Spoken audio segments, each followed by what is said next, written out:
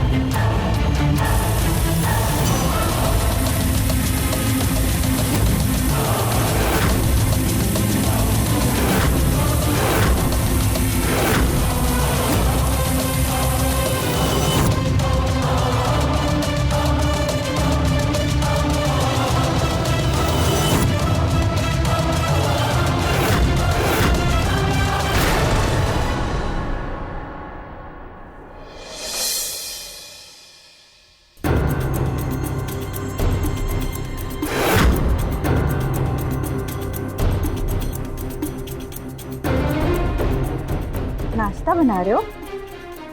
जी दीदी। इतना धीरे धीरे? डिनर टाइम तक तो मिल जाएगा, है ना? वो दीदी आदत नहीं है ना, इसलिए थोड़ा वक्त लग रहा है। मैं बस फटाफट लेकर आता हूँ अभी। जल्दी।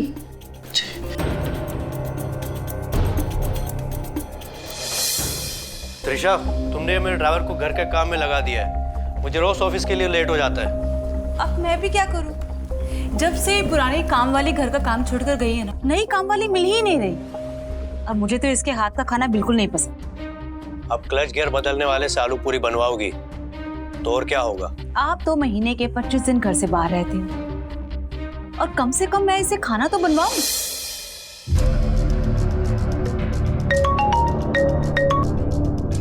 हेलो, क्या क्लाइंट पहुंच भी गया? आधा घंटा पहले? मैं बस अभी आ रहा हूं। विनोद, गाड़ी निकालो। Yes sir. रुको। जी भाभी। काटा चम्मच ऐसे नहीं, ऐसे रखे जाते हैं। समझ में आया? सॉरी भाभी। त्रिशा, प्लीज रहने दो ना, देर हो रहा है मुझे। जीजू, आप घर के मामले में नहीं बोलेंगे तो अच्छा रहेगा ना? ठीक है, तुम दोनों को जो करना है करो, मुझे देर हो रही है। मैं खुद ड्राइव करके जा रहा हूँ।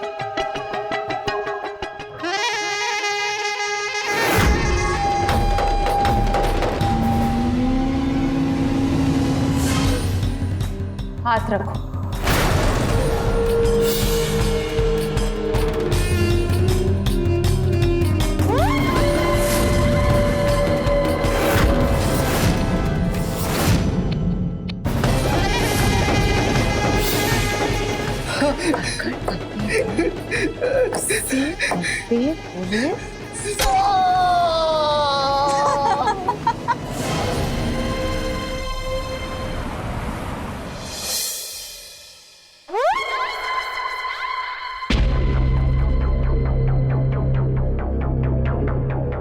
भाभी, मैंने घर का सारा काम कर दिया। तो अब सर पे खड़े होके नाचोगे? जा किचन में और काम कर। मैंने किचन का भी सारा काम कर दिया भाभी। तो फिर से कर ले, कोई फर्क पड़ जाएगा? दीदी, वो आज 5 तारीख है। हाँ तो तेरा पगार तो हम 15 को देते हैं ना? दीदी पगार नहीं चाहिए, वो आज माँ से बात करनी है ना। ठीक है, करवा देते। चले एक काम कर, 20 उठक बैठक कर। चल चालू हो जा। तेज से।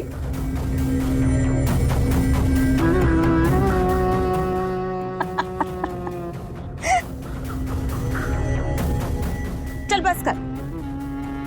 ये ले, तेरे पास सिर्फ 2 मिनट है, जल्दी से कर ले बात।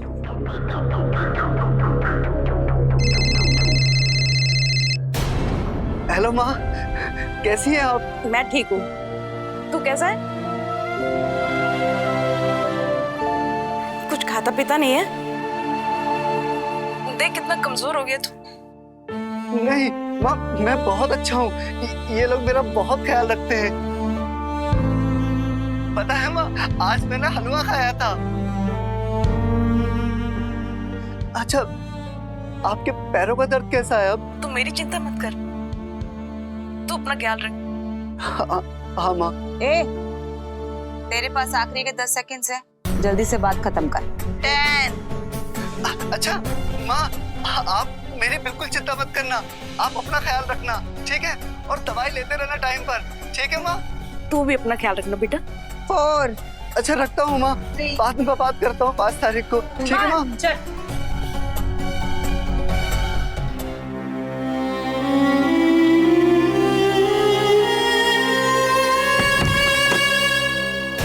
मैम साहब,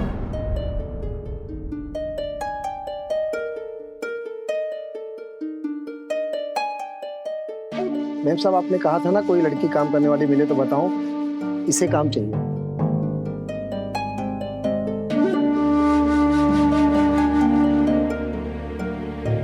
ठीक है, तुम जाओ। ठीक। साहब नमस्ते, मैं इसकी बुआ हूँ। सुमन को घर का सारा काम बहुत अच्छे से आता है। पर ऐसे कैसे हम किसी अजनबी को अपने घर पे रख लेंगे? मेम साहब, सुमन के माँ बाप तो गुजर चुके हैं, आप रख लीजिए ना। ठीक है, पगार 5,000 महीना होगी। हाँ हाँ मंजूर है, बस आप 25,000 मुझे एडवांस में दे दीजिए।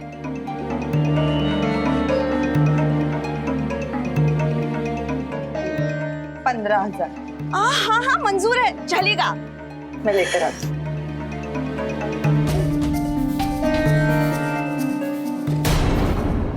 बुआ, मैं यहाँ नहीं रहना चाहती बुआ। सुमन, तेरा भला बुरा मैं तुझसे बेहतर समझती हूँ, बस तू यहाँ मन लगाकर काम करना। हाँ, कोई भी शिकायत का मौका आने नहीं पाए, समझी ना?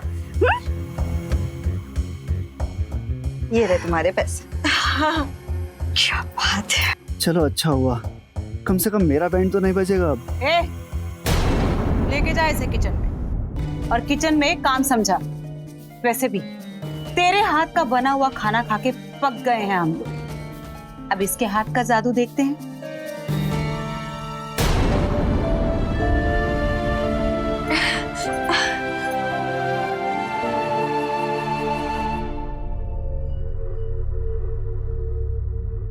क्या हुआ, पहले कभी खाना नहीं बनाई हो क्या? नहीं, इतने अच्छे से नहीं आता बनाना। ठीक है, काम करो तुम, नमक मिर्च निकालो, तब तक मैं तड़का लगाता हूँ।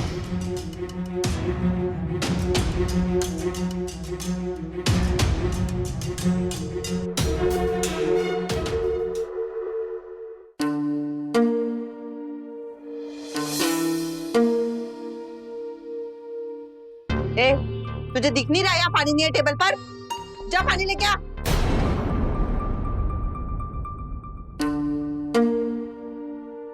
अरे वाह, दाल की खुशबू तो बहुत अच्छी है, खाकर देखती हूँ।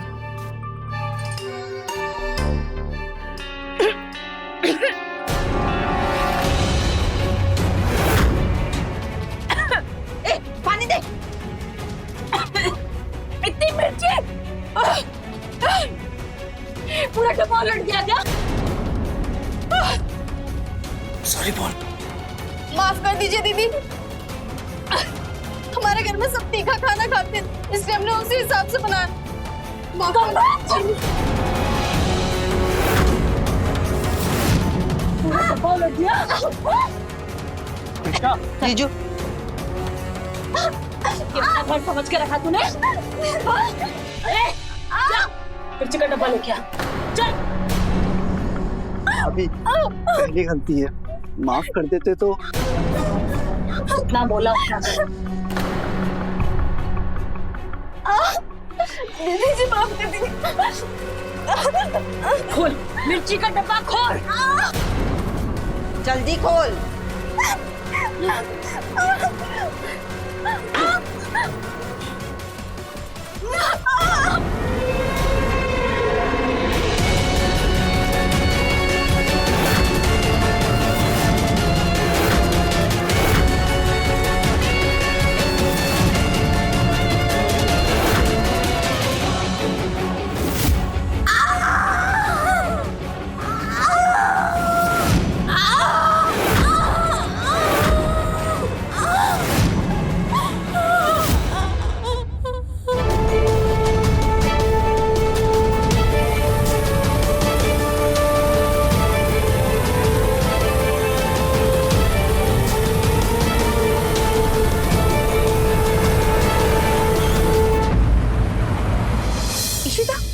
ये साड़ी कैसी है?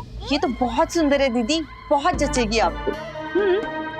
तो ठीक है, आज शाम को किटी पार्टी में मैं यही साड़ी पहनूं। परफेक्ट। ए कामचोर, तेरा अभी तक पोछा खत्म नहीं हुआ? इधर आ।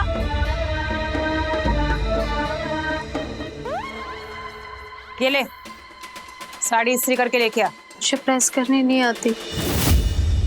वैसे दीदी, आपने ना इसका नाम बिल्कुल सही रखा है, कामचोर। प्रेस ना करना पड़े इसलिए बहाना बना रही है, मुझे प्रेस करना नहीं आता। चलाएगी तभी तो आएगा। जा, साड़ी इस्त्री करके लेके आ। चल, पकड़, इस्त्री करके लेके आ। कामचोर।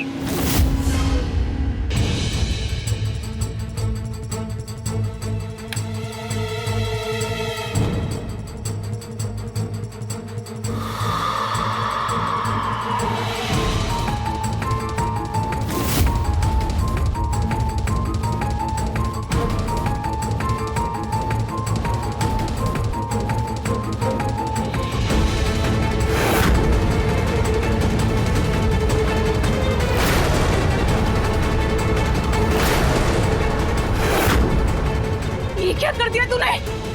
हाँ?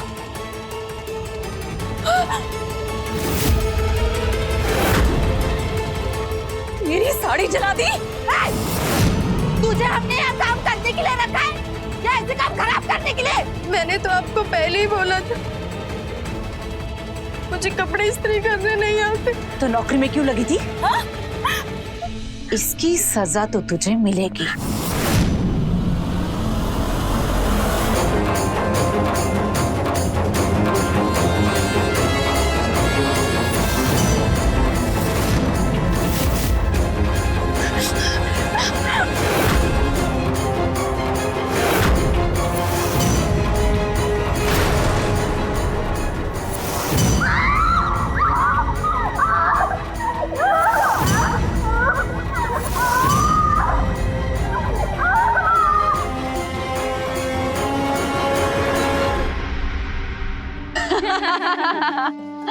तो ये है मेरा कलर। ओ, ये रिवर्स। तुझसे कहा था मैंने, संभाल के काम करना। अपने आप तो हाथ जलवा के बैठ गई, सारा काम मुझे करना पड़ रहा है। बार बार ट्रे लेके मैं जा रहा हूँ। ये कोल्ड ड्रिंक।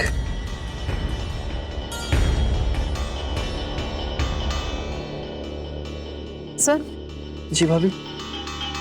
जाओ उस कामचोर को बुला के लेके आए। जी।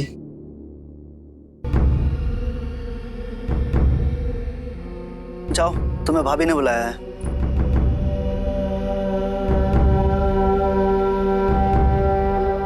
जी दीदी, आपने बुलाया?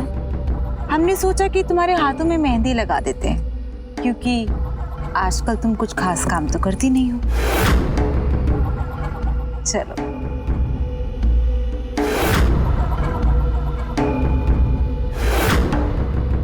Attention please. मिलिए हमारे फैमिली की नई स्टाफ मेंबर। इसने आज हमारी 25,000 रुपए की नई साड़ी जला दी।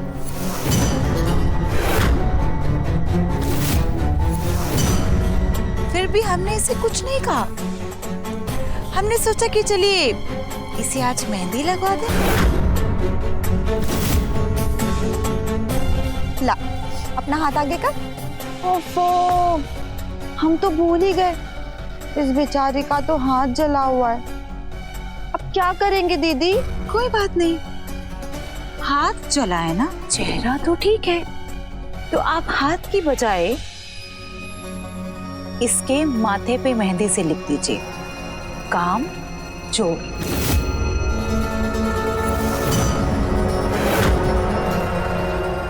आप लगाइए मेहंदी।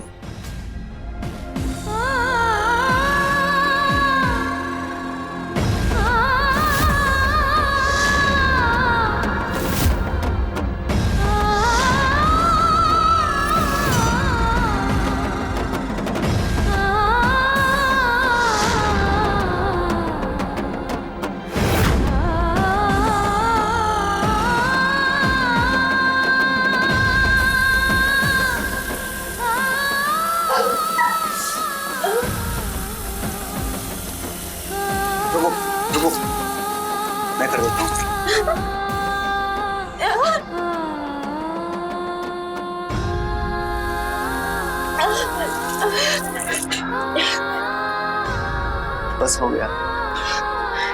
तो तुम्हारे हाथ पे दवाई भी लगा देता हूँ। सुनो, हमारी एक मदद कर सकते हो क्या? कैसी मदद? अपना फोन दिखा सकते हो? हमें एक कॉल करनी है। तुम लोग की ना यही प्रॉब्लम है, हाथ पकड़ाओ तो पूरा बाजू पकड़ लेते हैं। बस एक कॉल।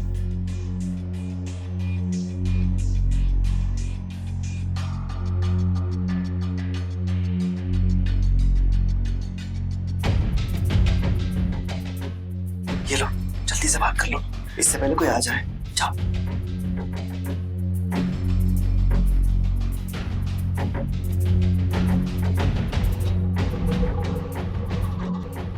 हेलो हेलो बुआ, बुआ हमें यहाँ से लेके चलो। इन लोगों ने हमें बहुत मारा है बुआ, मेरा हाथ भी जला दिया। बुआ मेरे आगे मिर्ची भी डालनी है, मुझे लेके चलो, मुझे यहाँ नहीं रहना, हम कहीं और नौकरी कर लेंगे बुआ। हेलो, क्या हुआ? फोन कट गया क्या? कट गया या बुआ ने काट दिया? क्या रे, तेरे तो बड़े पर निकल आए हैं। हीरो बनेगा तू? नहीं भाभी। अपनी हीरोइन की मदद करेगा? उसे फोन देके? नहीं भाभी, वो तुझे हमने फोन इसीलिए दिया था ताकि हम तुझे फोन कर सके, इसीलिए नहीं कि तू ये फोन दूसरों को बांटता फिरे। तो इशिता, अब इन दोनों का क्या किया जाए? सजा तो देनी पड़ेगी ना दीदी। तो तुम्हारी सजा ये है कि अगली 5 तारीख को तुम्हारा कॉल कैंसिल। नहीं भाभी, माफ कर दीजिए प्लीज, आखिरी बार माफ कर दीजिए प्लीज, प्लीज दीदी माफ कर दीजिए। बंद कर अपना ये नाटक, चल बाहर बहुत काम है। जा।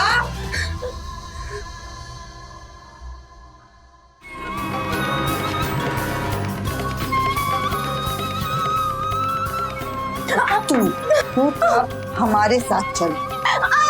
तुझे क्लास तो हमें अच्छी से नहीं पड़ेगी।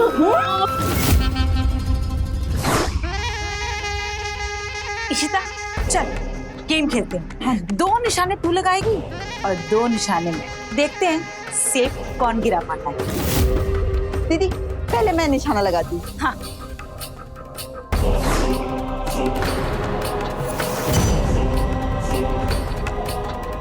एक काम कर, हिल मत, सीधी खड़ी दे, वरना अगर हमारा चाकू यहाँ वहां लग गया तो हमें दोष मत देना।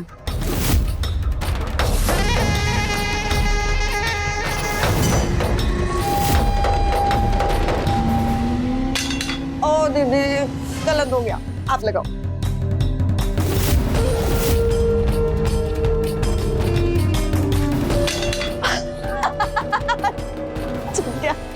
अब मैं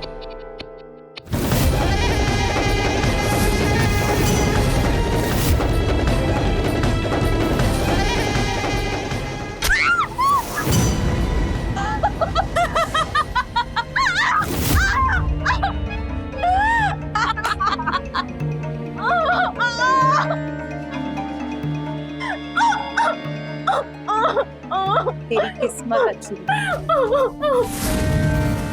क्योंकि ये चाकू तेरे हाथ में लगा, सीने में नहीं।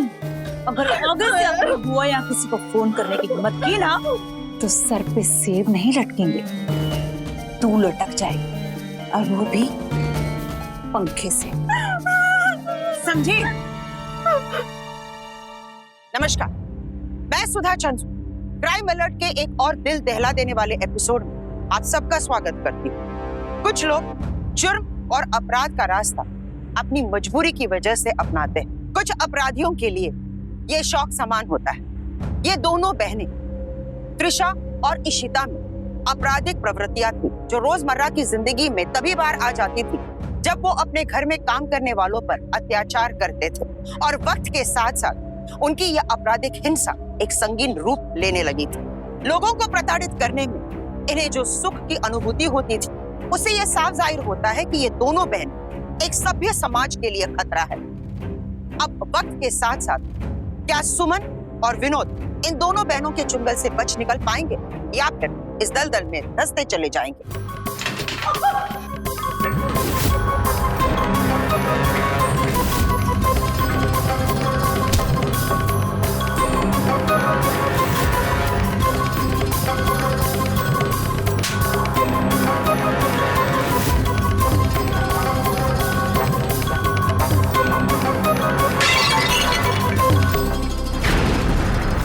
क्या किया तूने?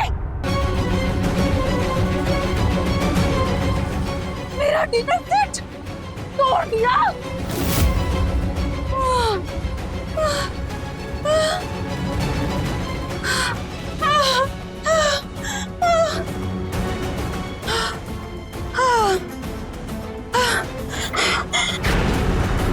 ये क्या कर रही हो दीदी आप? अपना दिमाग ठंडा कर रही हूँ मैं।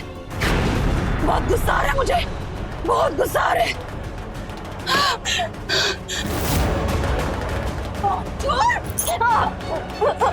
आज तो मैं तुझे मार डालूंगी, मार डालूंगी तुझे।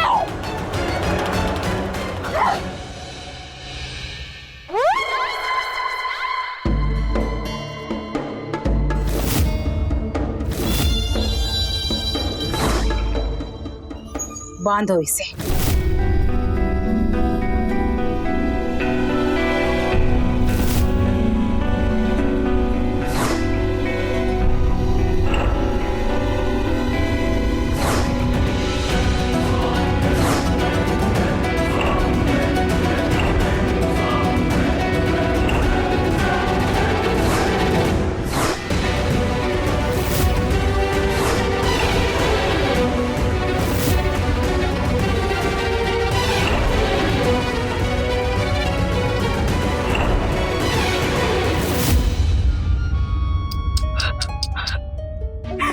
लग रही है, अच्छा है।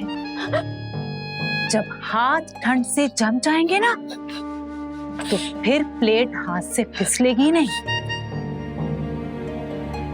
और ये ज्यादा काटने का ड्रामा करने की जरूरत नहीं है, 2-3 घंटे में बर्फ पिघल जाएगी। तब तक यही बैठी रहो चुपचाप। जी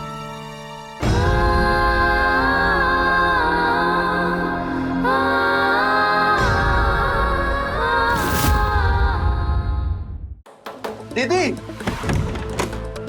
क्या है? सुमन को ना बहुत तेज बुखार है, कांप रही है वो। उसे डॉक्टर के पास ले जाएं। इतनी सी बात के लिए मेरी नींद खराब कर दी। हो जाएगी अपने आप ठीक।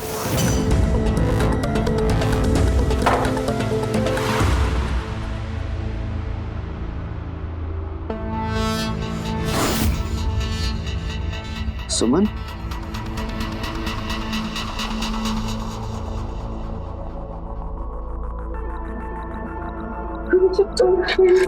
हाँ हाँ, ये पट्टी लगा दूंगा तो इससे बुखार थोड़ा कम हो जाएगा।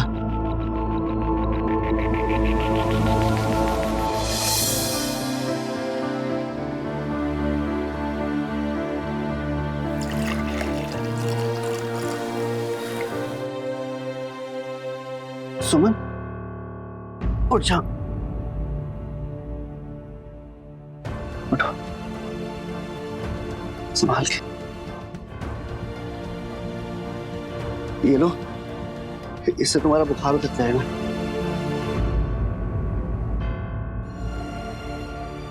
ये लो।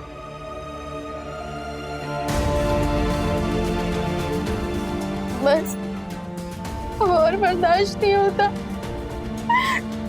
ऐसी जिंदगी जीने से अच्छा है मैं अपनी जान खुद ले लूं। चुप, खबरदार जो ऐसी बात दोबारा की तो। पहले ये दवाई और दूध पी लो। हाँ, पी लो।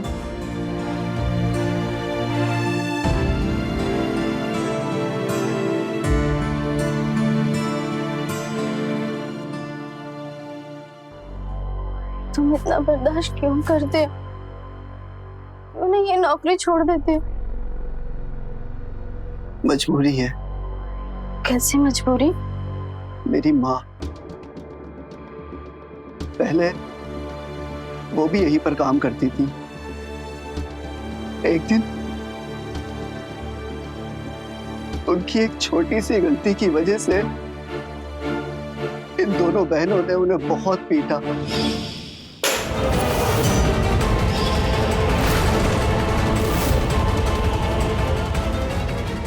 कम हुआ, तुझसे कोई काम ढंग का नहीं होता।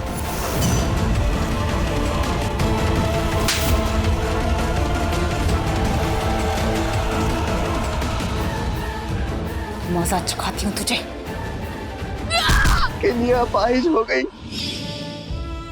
उन्होंने इतना सब कुछ किया तुम्हारी माँ के साथ, तुमने कुछ नहीं किया।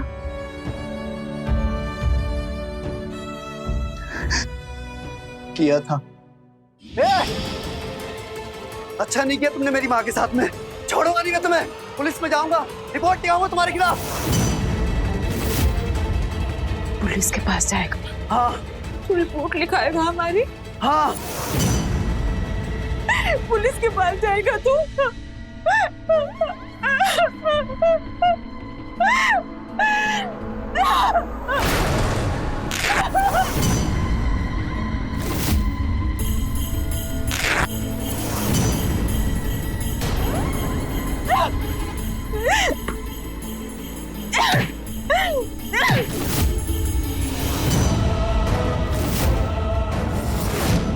पुलिस को फोन कर और कह दे कि ये दरिंदा मेरी इज्जत लूटने की कोशिश कर रहा था। पुलिस ने मुझे गिरफ्तार कर लिया, 5 दिन मुझे जेल में रखा। उसके बाद इन दोनों बहनों ने मेरी जमानत करवा दी, पुलिस की नजरों में महान बनने के लिए। पुलिस ने मुझे वार्निंग देके छोड़ दिया। इसी वजह से मैं पुलिस के पास भी नहीं जा सकता, क्योंकि उस हादसे के बाद कौन यकीन करेगा मुझ पर। और तुम्हारी माँ? इन दोनों ने उन्हें किसी वृद्धाश्रम में रखवा दिया है। तो मुझे पता भी नहीं कि वो कौन से वृद्धाश्रम में है। हर महीने की 5 तारीख को मेरी वीडियो कॉल पे सिर्फ बात करवाती है। उस 2 मिनट के फोन कॉल के लिए तो ये सब कुछ बर्दाश्त कर रहा हूँ। मतलब अगर तुम इनका कहना नहीं मानोगे तो ये मेरी माँ का इलाज बंद करवा देंगी। वाकई मैंने इनसे ज्यादा जुल्मी और बेरहम इंसान कहीं नहीं देखा। अरे इन्होंने तो अपने खुद के माँ बाप को भी नहीं छोड़ा। इतना परेशान किया उन्हें कि इनके आतंक से उन्होंने खुदकुशी कर ली। इसलिए साहब जी भी कुछ नहीं कहते इनके सामने। साहब जी को अपना बैंड बजवाना है क्या? चाहे इनसे कुछ कहेंगे। चलो इसी बात पर तुम थोड़ा मुस्कुराई तो। पर मुझे लगता है कि साहब को हिम्मत करके इन्हें किसी डॉक्टर के पास ले जाना चाहिए, मानसिक चिकित्सा के लिए। कुछ तो प्रॉब्लम है इन दोनों बहनों में, क्योंकि बिना वजह कोई इतना बेरहम नहीं हो सकता। तुम मेरी एक मदद करोगे? हाँ क्यों नहीं, तुम तो मेरी छोटी बहन की तरह हो। मैं यहाँ से भागना चाहती हूँ। लेकिन तुम भाग के जाओगी कहाँ? तुम्हारी बुआ तुम्हें वापस यहीं ले आएगी। वो मेरी असली बुआ नहीं है। मेरे माँ बाप अभी जिंदा हैं। गरीबी की वजह से मेरे माँ बाप ने उस औरत को मुझे बेच दिया। मुझे मेरे गांव वापस जाना है। क्या तुम मेरी बस की टिकट करवा दोगे?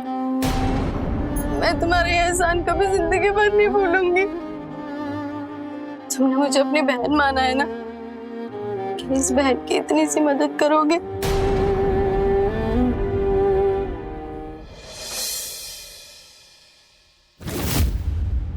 सुनो, ये रात को 12 बजे की ट्रेन का टिकट है और ये कुछ पैसे हैं। जब ये दोनों बहनें सो जाएंगी ना, तब चुपचाप घर से निकल जाना, ठीक है?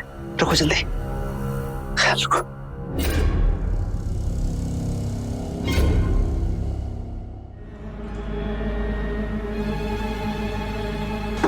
रुक, कहाँ भाग रही है? चल चल मैडम के पास चल। मैडम जी, मैडम जी।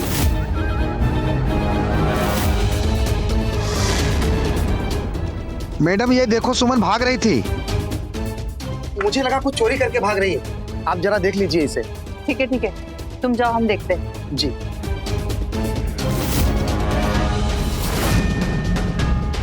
अंदर आ।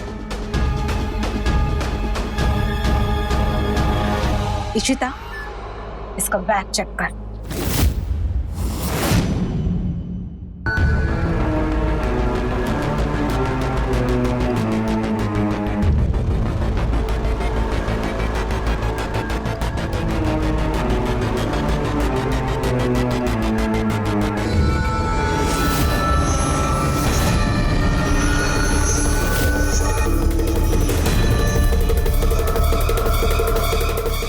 ये टिकट और ये पैसे कहाँ से आए तेरे पास?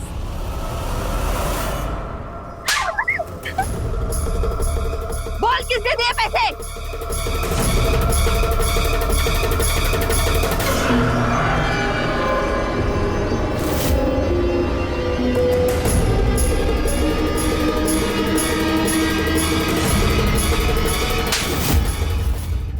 अफसोस, सुमन के भागने की कोशिश नाकामयाब रही। उसकी इस बगावत के लिए सुमन और विनोद को क्या सजा मिलने वाली है, इसकी तो हम कल्पना भी नहीं कर सकते।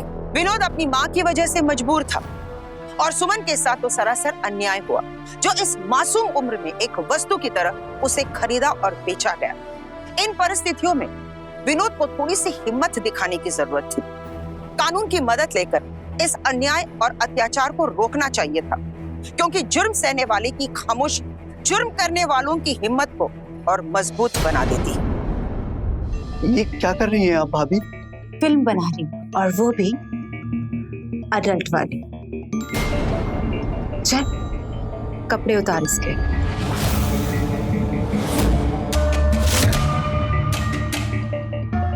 ये क्या कह रही है दीदी आप?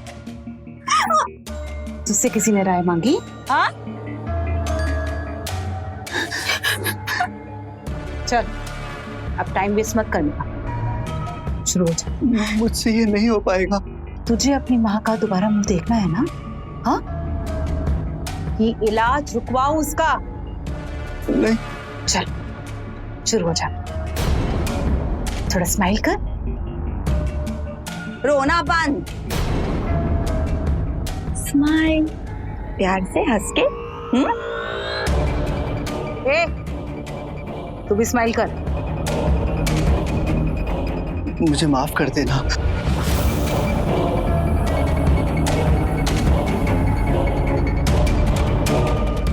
अगर तेरा हाथ रुका तो सोच ले तेरी माँ का इलाज भी रुक जाएगा। तो चल फिर।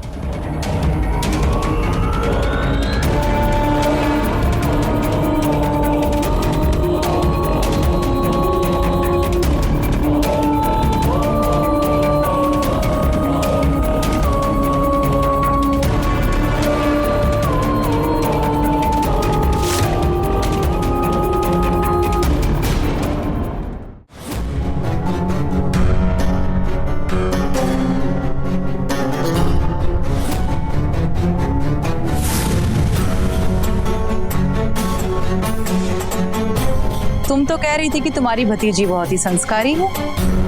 काम करने के लिए रखा था यहाँ पे, ड्राइवर पे डोरे डालने के लिए नहीं।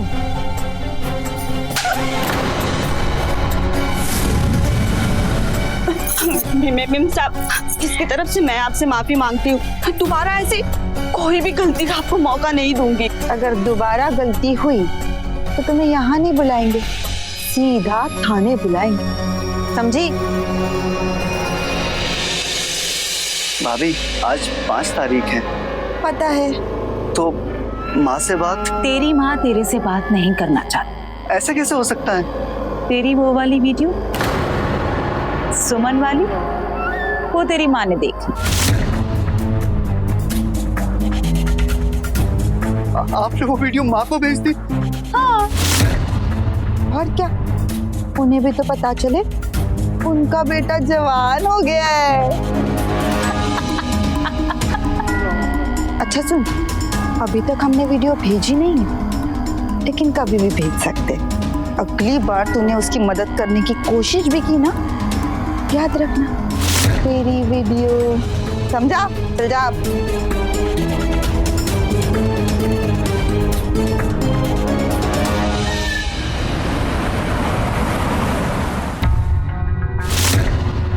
सुनो, क्या वाकई हमारे लिए सभी रास्ते बंद हो गए?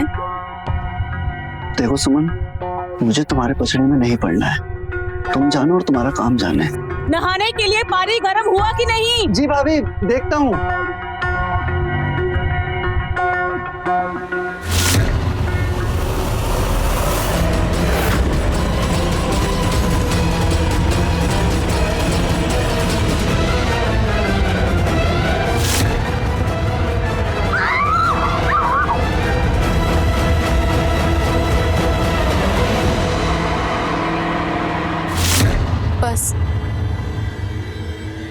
अब और अत्याचार नहीं सहेंगे हम, नहीं रहेंगे इस नर्क में।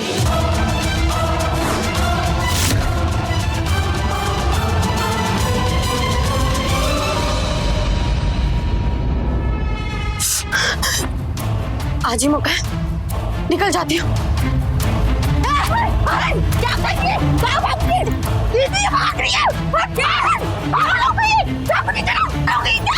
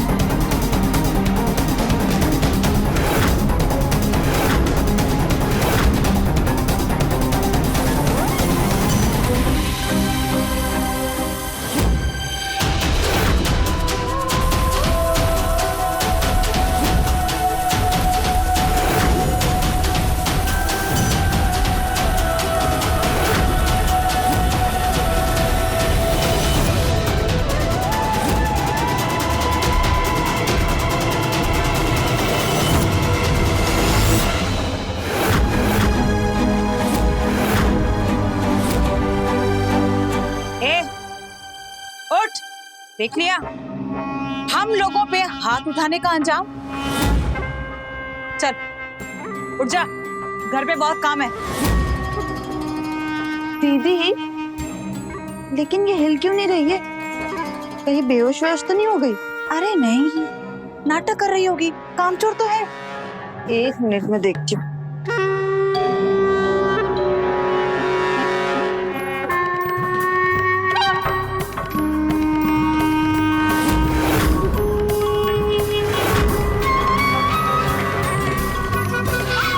दीदी इसकी सांस नहीं आ रही है, ये मर गई।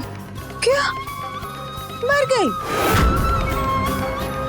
लो अब ये नया झमेल, अब फिर से नई नौकरानी ढूंढनी पड़ेगी। दीदी नौकरानी का छोड़ो, ये सोचो अब इसका क्या करेंगे?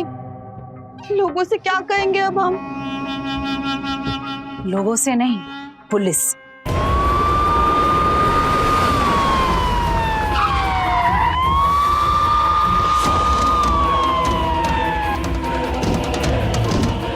इंस्पेक्टर साहब, अच्छा वो आप आ गए। ये आदमी ने हमारी नौकरानी को मार डाला।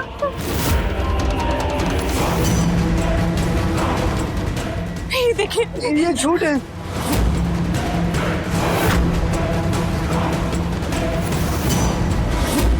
सर हम आपको कुछ दिखाना चाहते हैं। हाँ दीदी, हाँ वो वीडियो दिखाओ। हाँ ये देखिए,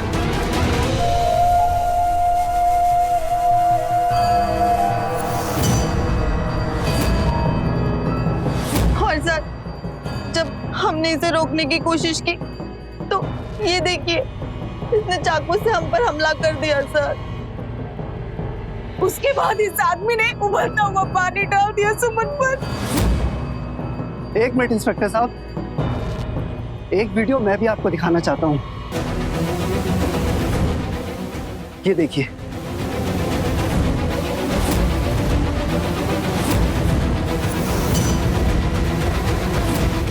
अब फिर से नई नौकरानी ढूंढनी पड़ेगी। दीदी नौकरानी का छोड़ो, ये सोचो अब इसका क्या करेंगे? दीदी लोगों से क्या कहेंगे हम?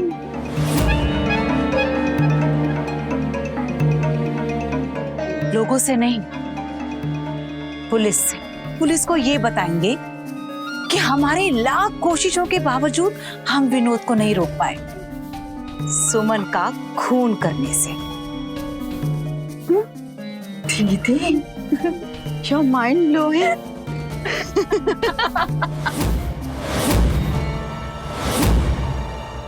शर्म आनी चाहिए अपने घर पे काम करने वाली लड़की का खून करके और इल्जाम इस बेचारे गरीब पे लगाने।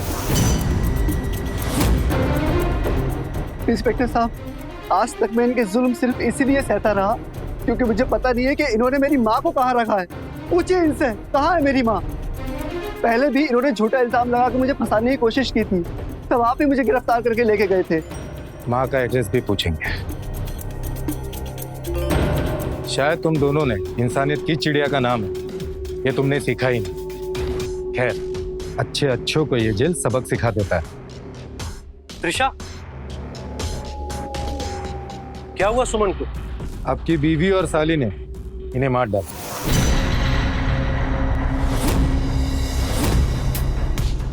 गिरफ्तार करो इन दोनों को और बॉडी पोस्टमार्टम को भेज दो।